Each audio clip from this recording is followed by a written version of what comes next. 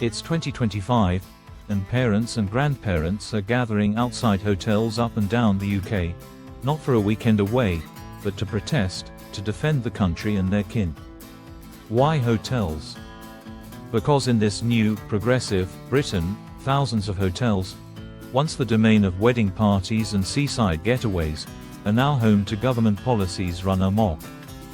The British people, renowned for queuing politely, are suddenly finding their voice, and, by George, they're not queuing for this. What's stirring the protests? Reason for protest: what parents and grandparents say the real-world impact: safety concerns, who's checking who's coming and going, worries about crime, antisocial behavior, lack of vetting, strain on local services, our surgeries, schools, and shops are packed, GPs, schools overwhelmed, longer queues everywhere, unfairness and lack of control, why are our needs ignored, while outsiders get hotels, sense of betrayal, resentment at being sidelined, loss of tradition, it's not the Britain I recognize anymore, erosion of community cohesion, pride, identity, how it looks on the ground.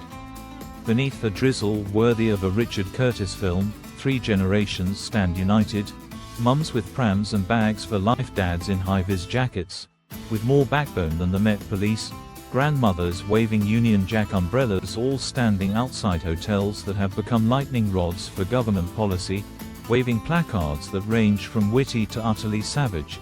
Hotels for holidays, not handouts. Protect our kids, not your quotas. Britain is not a waiting room. Every gathering is a blend of worry, patriotism, and that distinctly British sense of humour. Someone always brings a flask of tea and a packet of digestives, just in case the revolution runs past lunchtime. The lyrical, unfiltered pulse: this isn't hate, it's heartache. The protests aren't just about bricks and mortar, but about the slow erasure of everything that made Britain feel like home. People who built this country, paid their taxes, sent sons to war, now forced to watch as family values, safety, and sovereignty are steamrolled by distant policymakers who wouldn't last 5 minutes on a Sheffield Council estate. In 2025, a hotel in any town is no longer just a hotel. It's a front line, a symbol of national priorities turned upside down, of ordinary folk saying, "Not on our watch." Humour and encouragement, old-school British style. We asked for afternoon tea, not a state of emergency. Even the pigeons have started protesting. One landed on a placard and refused to move until someone sang, "Rule Britannia." If Churchill were alive, he'd be out here in his bowler hat, demanding room service. Preferably with a side of common sense. Practical, traditional solutions, no woke fluff, rebalance priorities. Local needs first, support for families, care for the vulnerable, housing for British pensioners and veterans. Proper vetting.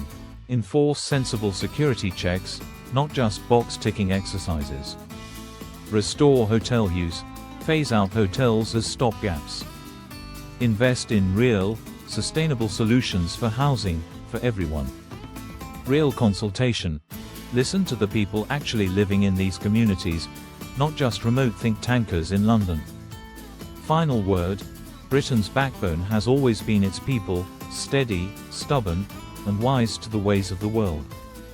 These hotel protests aren't about exclusion. They're about standing up, at last, for the kind of Britain worth passing on to the grandkids. To the parents and grandparents out in the rain, keep marching, keep laughing, keep that flask topped up. You are the true guardians of our nation's future, and you're making history, whether the BBC reports it or not.